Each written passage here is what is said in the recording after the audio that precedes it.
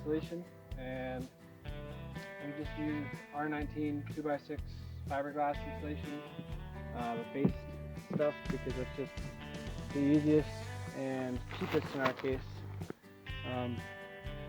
Everybody's like, oh yeah, you should do spray foam, you should do spray foam, you should do spray foam, you should do spray foam.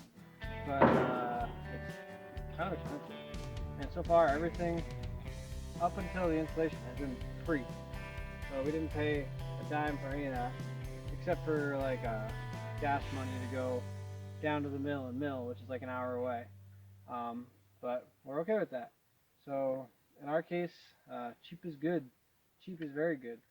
So we just went with the cheapest option, and we're hoping it's gonna keep us warm enough. It's a small space, so the roof insulation is gonna be more expensive. That's gonna be rigid foam, like XPS. I don't know how big yet. Maybe 2 inches, maybe 3 inches, whatever we can afford. But that'll be better insulation too. So that'll be it'll be warmer. So all the heat that's rising won't come out as much. We also got this wholesale. Oh yeah, we got this wholesale. So there's like there's an advertiser on Craigslist, and they advertise in like a bunch of states. So I thought it was a scam, but I contacted them, and we still haven't paid for it. We just got this for free basically, because they haven't. I called them. They're located in Washington State, I think, but they have outlets, warehouses that are owned by other people that they order from. So we picked it up at like a warehouse way somewhere else, an hour and a half away. And we haven't paid for it yet, so maybe they won't call, and maybe they'll just be like, "Oh, you don't have to pay for it." But that's just wishful thinking. But it could happen. You never know. So we're gonna get finished with this and cut some holes for plumbing, and then put the subfloor on, and then we'll be done with the floor. So we got our floor done. Well, our subfloor done. It's all insulated, and it's a lot quieter to walk on.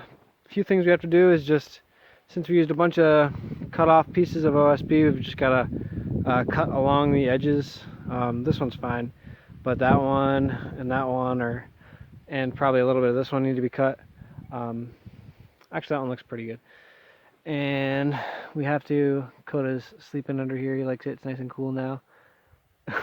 But we've got to put some more ledgers. We have one little ledger here holding up the insulation, but we didn't think that would be enough, but we figured we'd give it a try. So we're just going to need to do, another one this here, another one here, and then 2 more over there too. We're just using like stickers. So they're like 1 by 1, 1 by 2. And I also wanted to talk a little bit about using recycled materials. Sometimes it's more work, but it's less money, which is good for one. But also it's better for the environment. So when you look at it through ecological permaculture kind of lens, we're reusing material that has been already mined from the earth, basically. So why go through all the hassle and trouble and price of buying brand new material when there's perfectly good usable material that's already has a life. It's already had a life behind it, and it's going to have another life here. So that was our reasoning behind using this OSB. Like I talked about before, we kind of didn't want to use it at first, but we have it. So, and it's already been off-gassed, and it's already been used. So why not utilize it? We've got a couple of instances like that, so our roof will be the same kind of thing. It's already, that's non-renewable resources. That's precious metals that we're reusing. We're giving a second life. So we feel pretty good about that, and that's some way that you can save some money on your construction if you decide to go that avenue.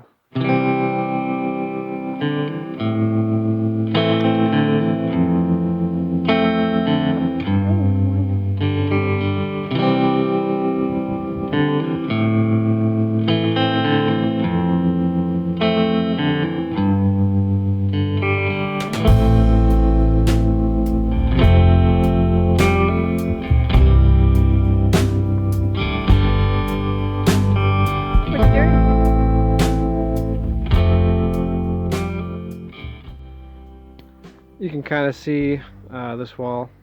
It's coming together now. So we're having, there's going to be a double hung window right here, and then a bigger picture window, which is sitting over there. You can kind of see that white thing right there. That's the window. So that's going to be right here.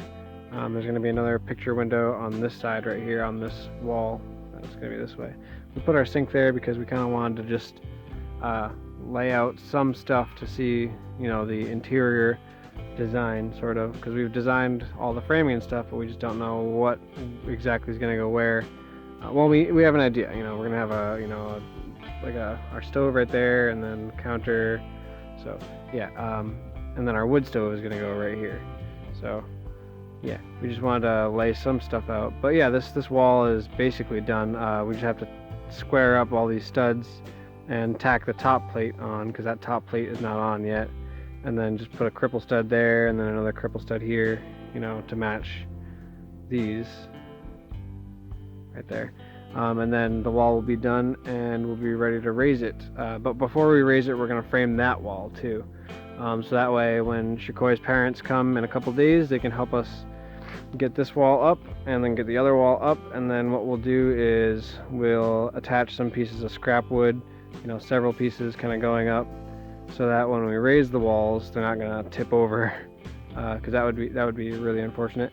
And then once they're up, we will probably leave some of those scrap pieces there, and then we'll also do some bracing from, you know, so the wall will be like this, and we'll brace it going like that on both sides, and then same with the other side of the house, so that way when we raise this wall and the other wall, those will also act as partial, whatever you want to call them, these scrap pieces, the prevention of the tipping of the over.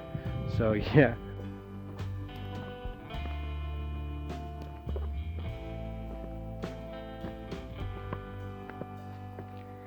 Even though we had all of this everywhere, it didn't stop us from planting things.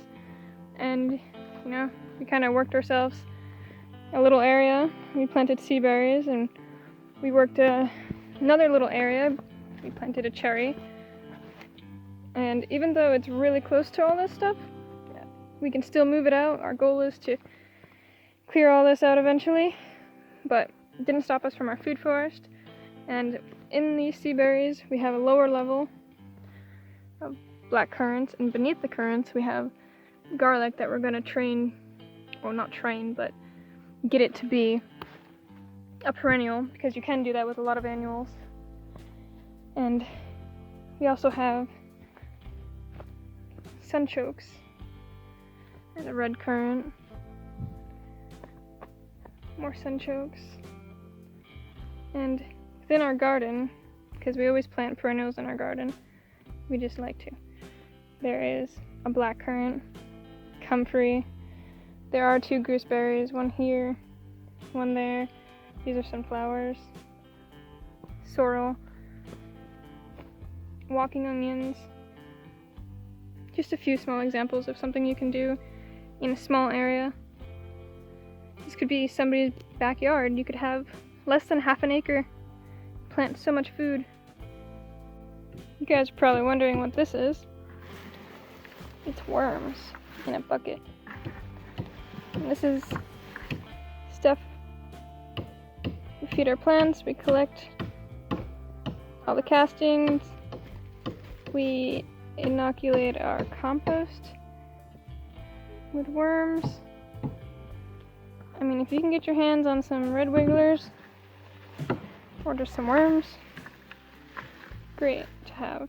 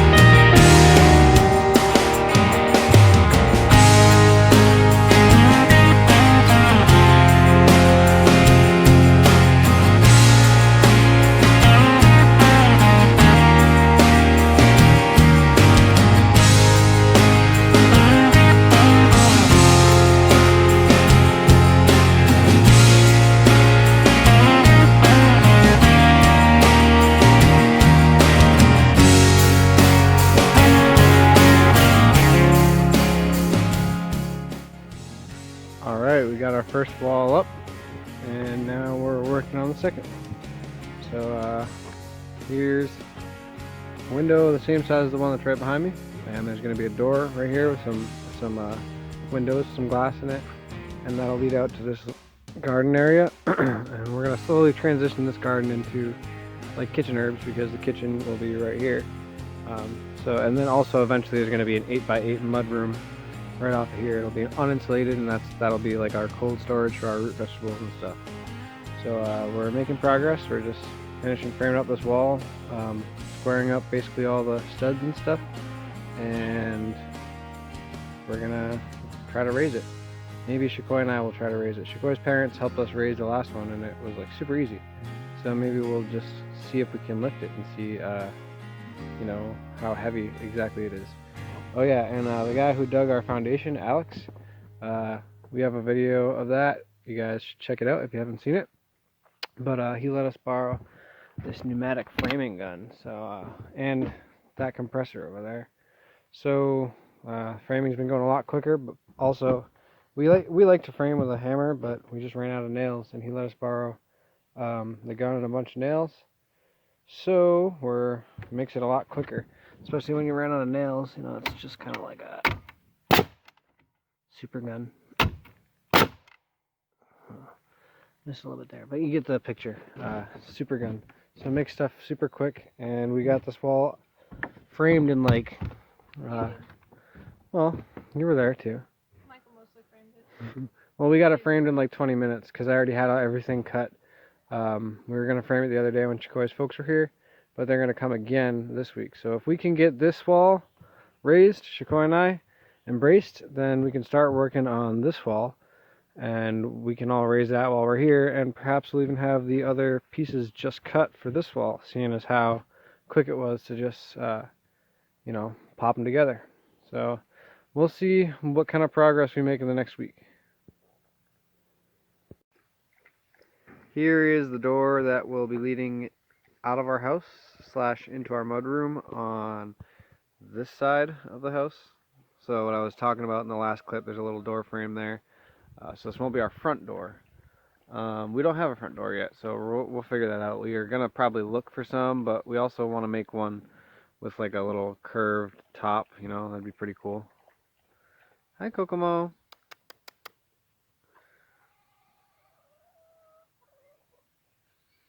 And that window behind the door is going to go in that frame. So it's cool getting stuff kind of out and seeing where it's gonna live. So Michael's picking out a post for our signs, which we painted. I'm so excited because they're cute, and it's nice to just put in some artistic flow and touches to the homestead. You guys will see it.